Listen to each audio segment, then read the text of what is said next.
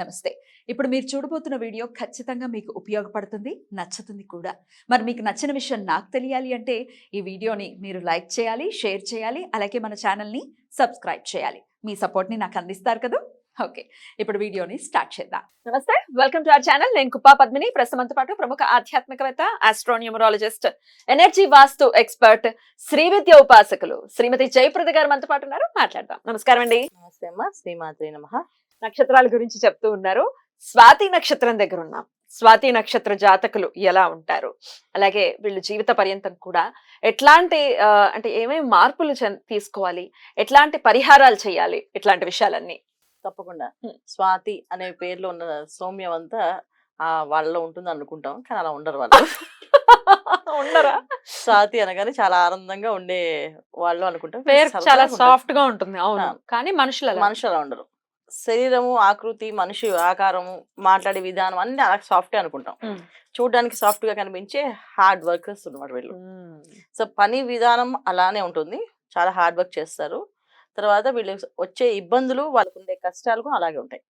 బయటికి కనిపించని ఒక స్వభావం ఉన్న వాళ్ళు ఈ స్వాతి నక్షత్రం అన్న అది. సో స్వాతి నక్షత్రం రాహు అధిపతి. దానివల్ల ఏంటి అంటే వీళ్ళ బాడీలో ఎప్పుడు కూడా ఎనర్జీస్ ఎప్పుడు వర్క్ చేస్తూ ఉంటారు. హెల్త్ కూడా డిస్టర్బెన్స్ అలానే ఉంటుంది. సో ముఖ్యంగా ఆడవాళ్ళకైతే ఇర్రెగ్యులర్ పీరియడ్స్ కానీ, తర్వాత బిడ్డ నిలబడిపోవడం కానీ, గర్భసంచి ప్రాబ్లమ్స్ కానీ, గర్భం సంబంధించిన ఇబ్బందులు కానీ, తర్వాత రక్తహీనత, ఎంతసేపు టెస్ట్ చేసినా ఎన్ని గ్లాసులు చూసి తాగినా రక్తం మాత్రం పడదు వీళ్ళకి. హిమోగ్లోబిన్ చాలా తక్కువ ఉంటుంటుంది. సో ఎలా ఉంటుందండి, ఎందుకు ఉంటుంది అని అంటే అది వాళ్ళకున్న నక్షత్ర లక్షణాలకి, ఆ రాశి వాళ్ళకి అలా ఉంటుంది. అది రాహు ఇంపాక్ట్. సో 90% పీపుల్ అలాగే ఉంటారు. ఒక 10% కొంచెం బలమైన జాతకం, గట్టి మనుషులు, వాళ్ళు కొంచెం స్ట్రాంగ్ ఉండంటే కొంచెం పర్లేదు. తులారాశిలో ఉంటారండి. తులారాశి మొత్తం 4 పాదాలు తులారాశి. సో తులారాశి అయిన వల్లే స్వాతి నక్షత్రం వాళ్ళకి అన్ని విషయాల్లో అవగాహన ఎక్కువగా ఉంటుంది. అన్ని విషయాల వల్ల వర్క్ ఎక్కువగా ఉంటుంది. వీళ్ళకి హార్డ్ వర్క్స్ కూడా ఉంటాయి, అలాగే హెల్త్ ప్రాబ్లమ్స్ కూడా ఉంటాయి. సో ఎక్కువ నిరంతరం శ్రమజీవులు, కష్టజీవులు, మళ్ళీ ఇబ్బంది పడేవాళ్ళు కూడా వీళ్ళే. అది. సో తులారాశిలో ఉండడం వల్ల ఏంటి అదృష్టం వీళ్ళకి అంటే మంచి సంగీత విద్వాంసులు, మంచి నాటక రంగాల్లో రాణించగలిగిన వాళ్ళు. తర్వాత వీళ్ళు ఇంకా ఏంటంటే వాయిస్ చాలా బాగుంటుంది, చక్కగా సౌమ్యంగా మాట్లాడతారు. ఆ విషయమే అబ్బాయిలు అయితే కొంచెం ఇంకా బ్రహ్మాండంగా ఉంటుంది, ఇంకొంచెం బాగుంటుంది వాయిస్. సో దానివల్ల ఏంటంటే వీళ్ళకి అది ఒక బెనిఫిట్, వాళ్ళ వాయిస్ వాళ్ళకి బెనిఫిట్. అది చాలా తక్కువ మందికి వాయిస్ బాగోపోవడం అనేది. 99% వాయిస్ బాగున్న వాళ్ళే. వాయిస్ బాగాలేని వాళ్ళు కాదు. మనిషి కొన్ని పర్సనాలిటీ అన్ని కొన్ని బాగుంటాయి. కాకపోతే వీళ్ళకు ఉండే ఇబ్బందులు ఏంటంటే వీళ్ళ శ్రమని, వీళ్ళ అదృష్టాన్ని అంటే వీళ్ళ శ్రమని, వీళ్ళ కష్టాన్ని గుర్తించరు. ఎదుటి వాళ్ళు ఎవరు గుర్తించరు. అది చాలా తక్కువ మంది పీపుల్, చాలా తక్కువ మంది గుర్తింపు. వీళ్ళు ఈ నక్షత్రం వాళ్ళు మేము అంతా అని చెప్పేసి. కానీ చాలా అదృష్టం ఏంటంటే వీళ్ళకి భగవంతుడు ఎప్పుడు హెల్ప్ చేస్తుంటారు, అదృష్టం లేకపోయినా సరే అలా వీళ్ళ ఆ అదృష్టంతో వస్తుంటారు. సో ఎలా ఉంటుంది వీళ్ళకి ఖచ్చితంగా. ఎందువలన? రాహు నక్షత్రం కదా అయినప్పటికీ. రాహు నక్షత్రం అయినప్పటికీ కూడా వీళ్ళ మనసులో ఏ కల్మషం ఉండదు నాన్న. సో ఒకటి. రెండోది ఏంటంటే ఏదైనా బాధ వస్తే ఎదుటి వాళ్ళు చెప్పరు, పక్క వాళ్ళు చెప్తారు. వాళ్ళ వల్ల బాధ వస్తే వాళ్ళకి చెప్తారు కదా ఫేస్ మన. వాళ్ళు అలా చెప్పరు. వాళ్ళు నన్ను ఇలా ఇబ్బంది పెట్టారు, నాకు ఇలా కష్టం వచ్చిందని పక్క వాళ్ళు చెప్తారు. సో వీళ్ళు వెళ్ళి వీళ్ళ తరఫున ఫైట్ చేస్తుంటారు. సో కానీ వీళ్ళు ఓన్ గా వెళ్ళి మాట్లాడడం ఉండదు.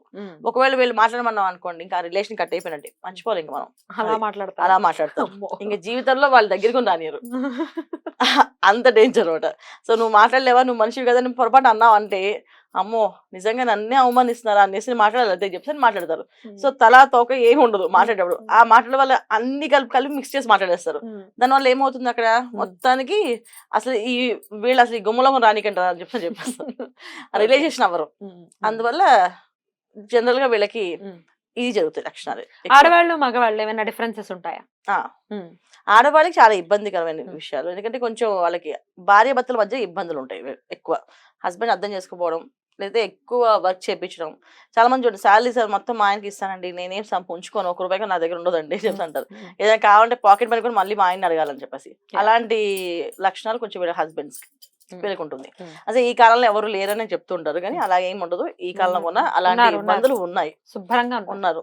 సో కష్టపడే వాళ్ళని కష్టపెట్టే వాళ్ళు ఉన్నారు, వాళ్ళు ఆ లాభం వాళ్ళు తీసుకునే వాళ్ళు ఉన్నారు. కాబట్టి వీళ్ళ హస్బెండ్ కూడా వాళ్ళ కోసమే తీసుకున్నప్పటికీ కూడా వీళ్ళకైతే ఒక లోటు అయితే ఉంటుంది కదా, నియంత్రణ నా ఇన్కమ్ అనేది ఒక సంతోషం ఉంటుంది కదా, ఆ సంతోషాన్ని వాళ్ళకి ఇవ్వరు. అది వీళ్ళకి ఉన్న ప్రాబ్లం. అబ్బాయిలు అయితే సూపర్, వాళ్ళకి చెప్పిన మాట వినరు, వాళ్ళు నచ్చింది వాళ్ళు చేసుకుంటారు. ఇంటి డబ్బులు తీసుకొచ్చిస్తారని గ్యారంటీ కూడా లేదు, ఇస్తారని గ్యారంటీ లేదు. ఏదో కంపల్సరీగా ఎమోషనల్ గా వీళ్ళు బ్లాక్మెయిల్ చేసి ఇస్తారు. ఈ పని అంతా నువ్వే చేయాలి, ఎవరు చేస్తారా, ఇంటికి ఎవరున్నారా, నువ్వే కదా అని చేయాలంటే ఓకే ఓకే అప్పుడు చేస్తారు. అదర్వైజ్ వాళ్ళు ఫుల్ గా ఎంజాయ్ జాలీ అన్ని చేసుకుని లాస్ట్ మిగిలినవి తెచ్చి ఇస్తారు ఇంత అని చెప్పేసి. ఆ మాత్రం ఖర్చు పెట్టకపోతే ఇంక దేనికి మేము అని అడుగుతారు. ఎంత కష్టపడి చదివాం కదా, సంపాదించుకున్నాం కదా, ఖర్చు ఉంటుంది మాకు అని అంటారు. సో వీళ్ళు దగ్గర ఎవరి దగ్గర వీళ్ళు లెక్కలు అడుగుతారు, వీళ్ళు ఎవరికి లెక్కలు చెప్పరు. అది వీళ్ళ లక్షణం. ఇది స్వాతి నక్షత్రం వల్ల లక్షణాలు. ఏ ఫీల్డ్స్ లో ఉంటే వీళ్ళు రాణిస్తారు అనుకోవచ్చు? ఎక్కువ సంగీతం దాంట్లో బాగుంటారు, సింగర్స్ గా బాగా ఉంటారు, నటీనటులుగా నటిస్తుంటారు, డబ్బింగ్ ఆర్టిస్టులుగా వాయిస్ బాగుంటుంది కదా, సో డబ్బింగ్ ఆర్టిస్టులు కూడా ఉంటారు అనమాట. ఎక్కువ అమ్మాయిలు కూడా చాలా మంది పొద్దున్న సాయంత్రం డబ్బింగ్ చెప్తూ ఉంటారు. పాపం వాళ్ళకి చాలా తక్కువ ఇన్కమ్ వస్తుంది. సో చాలా మంది డబ్బింగ్ చెప్తే డబ్బులు బాగా ఎక్కువ సంపాదిస్తారు. కానీ ఈ నక్షత్రం వాళ్ళు వీళ్ళకున్న వాళ్ళు పాపం ఈ నక్షత్రం అవడం వల్ల వీళ్ళు డబ్బులు తక్కువ అయిపోతాయి. వీళ్ళు ఎక్కువ వాయిస్ ఓవర్ ఇచ్చినా సరే డబ్బులు వీళ్ళు తక్కువ వస్తాయి. అది వీళ్ళకున్న బ్యాడ్ లక్. ఏ విషయాలు మార్చుకోవాల్సి ఉంటుందండి వీళ్ళు? చెప్పుడు మాటలు వినకూడదన్న, చెప్పుడు మాటలు వినేస్తారు వాళ్ళు తొందరగా, బాగా మనసు పాడు చేసేసుకుంటారు. ఒక మాట అన్నామంటే బాగా ఫీల్ అయిపోతుంటారు. ఏంటి నీకు డ్రెస్ బాగాలేదు అని పొరపాటు అంటే ఆ డ్రెస్ వెళ్ళి మార్చేసుకుంటారు. ఈ డ్రెస్ బాగాలేదని చెప్పారు, పొద్దున్న సాయంత్రం దాకా బాధపడుతుంటారు. అయ్యో, సో అది చాలా ఇబ్బందికర విషయం కదా. సో ఎప్పుడైనా కావాలని కొంతమంది వీళ్ళ వీక్నెస్ తెలిసి ఆడుకునే వాళ్ళు కూడా ఉంటారు. ఇప్పుడు బాగా నవ్వుతుందా, మనం ఒక మాట వెళ్ళి చెప్తే ఇప్పుడు నెక్స్ట్ సాయంత్రం దాకా నవ్వుకుంటూ ఉంటుంది అనేసి. సో అలాగా ఏడిపించే వాళ్ళు కూడా ఉన్నారు వీళ్ళని. అలాగే అబ్బాయిలు కూడా అంతే. ఒక విషయం ఏదైనా అన్నామంటే వాళ్ళు చాలా సెన్సిటివ్ గా ఫీల్ అయిపోయి ఇంకా వాళ్ళు నిరూపించుకున్న ట్రై చేస్తూ వాళ్ళు ఇబ్బంది పడుతుంటారు. అది వీళ్ళ లక్షణాలు. అవి తగ్గించాలి. ఎట్లాంటి పరిహారాలు చేసుకోవాలండి for the peaceful life? Meditation ఎక్కువ చేయాలి వీళ్ళు. మెడిటేషన్ చేయడం ఒకటి. తర్వాత వీళ్ళకున్న మెయిన్ ఒకటి విషయం మర్చిపోయిన ఏంటంటే వీళ్ళకి బయట ఫుడ్ ఎక్కువ తింటారు. Out side foods, masala foods చాలా ఇష్టం. ఆ టేస్ట్ అంటే విపరీతంగా అసలు అది వదలబుద్ధి కాదు వీళ్ళకి, అంత తినాలనిపిస్తుంటది. సో దాని వల్ల చాలా హెల్త్ ప్రాబ్లమ్స్ వీళ్ళకి ఎక్కువగా ఉంటాయి. అది తగ్గించేయాలి ఫస్ట్.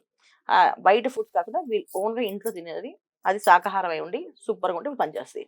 నాన్ వెజిటేరియన్స్ కానీ నాన్ వెజ్ తినడం కానీ చేస్తే వీళ్ళకి తొందరగా హెల్త్ డ్యామేజెస్ అవుతాయి. చాలా మందికి కిడ్నీ ఎఫెక్ట్ కానీ లివర్ ప్రాబ్లం కానీ వచ్చేది ఈ రాశి వాళ్ళకి, ఈ నక్షత్రం వాళ్ళకి. ఈ నక్షత్రం ఎట్లాంటి పరిహారాలు చేసుకోవాలండి? వీళ్ళు ఎక్కువ దుర్గాదేవి ఆరాధన, దుర్గాదేవి ఆరాధన చేయడం ఎక్కువ అలవాటు చేసుకోవాలి. తర్వాత విజయవాడ కనకదుర్గమ్మ వారి గుడికి వెళ్ళి దర్శనం చేసుకోవడం, అక్కడ నిద్ర చేయడం, అక్కడ ఉండడము. తర్వాత దురలవాట్లు దూరంగా ఉండడం. దురలవాట్లు అంటే ఏదో వ్యసనాలే కాదు, లేటుగా లేవడము, అతిగా నిద్రపోవడము, అతిగా మాట్లాడడము, అతిగా నవ్వుకోవడము, ఇవి కూడా దురలవాట్ల కింద దురలక్షణాల కింద వస్తాయి. అతిగా నిద్రపోవడం, డెఫినెట్లీ. అతిగా తినటం, ఒబెసిటీ వస్తుంది. అతిగా మాట్లాడడం కూడా. సో ఎప్పుడైతే అతిగా మనం మాట్లాడతామో ఖచ్చితంగా మనలో ఉన్న మైనస్ ప్లస్ ఎదురులకు అర్థమైపోతుంది. అప్పుడు వాళ్ళు ఖచ్చితంగా సో మన మైనస్ మీద ఫోకస్ చేస్తారు, మన ఇబ్బంది పెడతారు. సో మన ప్లస్ మీద ఫోకస్ చేస్తారు, మనకు మంచి కోరేవాళ్ళు. కానీ స్వాతి నక్షత్రానికి రాహు అధిపతి ఉండడం వల్ల ఏంటంటే ఎప్పుడెప్పుడు వీళ్ళని ఏడిపిద్దామో, కామెంట్ చేద్దాము, వీళ్ళు ఇన్సైడ్ అంటే వీళ్ళు ఎలాగైనా బాధపడతారు, ఫీల్ అవుతారు కదా, వీళ్ళు అలా ఏడిపిద్దాం అలాంటి లక్షణాలు ఎక్కువ ఉంటాయి. అందుకని సో అమ్మాయిలను కాలేజ్కి వెళ్ళి అమ్మాయిలు అనుకోండి ఎక్కువ లవ్ లెటర్స్ రాస్తుంటారు వీళ్ళకి, లవ్ చేయి అని చెప్పేసి. వీళ్ళు రాస్తారా? వీళ్ళకి రాస్తుంటారు. వీళ్ళు చేసే వరకు వీళ్ళు రాస్తూ ఉంటారు. సో అబ్బాయిలు అనుకోండి ఏ అమ్మాయి పెడితే ఆ అమ్మాయి ప్రపోజ్ చేస్తూ ఉంటాడు, వాళ్ళు నో అని చెప్తే వీళ్ళు ఫీల్ అవుతుంటారు. సో ఇలాంటి లక్షణాలు కూడా వీళ్ళకి ఉన్నాయి. అందరూ ఉంటారని కాదు, 80% ఖచ్చితంగా ఈ నక్షత్రం. ఎందుకంటే మనం చెప్పేది నక్షత్ర లక్షణాలు. నక్షత్రం ఉద్దేశించి కాదు. నక్షత్రం అన్నప్పటికీ రాశి తర్వాత లగ్నం ఉంటుంది. సో కొంతమంది లగ్నాలు మంచి లగ్నాలు పడ్డాయి అనుకోండి, వాళ్ళు బుద్ధిమంతులే. స్వాతి నక్షత్రమే మా అబ్బాయి బుద్ధిమంతులు అని పెట్టచ్చు కామెంట్ ఎవరన్నా. సో బుద్ధిమంతులు లగ్నంలో ఉన్న వాళ్ళైతే బుద్ధిమంతులుగా కన్సిడర్ చేస్తారు మీరు? కర్కాటక లగ్నం, స్వాతికి కర్కాటక లగ్నం అయితే బుద్ధిమంతులు కింద మనం కన్సిడర్ చేయొచ్చు. తర్వాత మీన లగ్నం వాళ్ళు కొంచెం బుద్ధిమంతులు, అంటే అమ్మ చెప్పిన మాట, తల్లిదండ్రులు చెప్పిన మాట. స్వాతి నక్షత్ర జాతకులు చెప్పినటువంటి పరిహారాలు అలాగే తీసుకోవాల్సినటువంటి జాగ్రత్తల్ని తీసుకుంటూ చాలా పీస్ఫుల్ గా వాళ్ళ లైఫ్ వెళ్ళాలని మనస్ఫూర్తిగా కోరుకుంటూ ఇక నెక్స్ట్ ఎపిసోడ్ లో విశాఖ నక్షత్రం గురించి మాట్లాడుకుందామండి. థ్యాంక్ యూ సో మచ్ అండి. నమస్తే. నమస్కారం అమ్మా.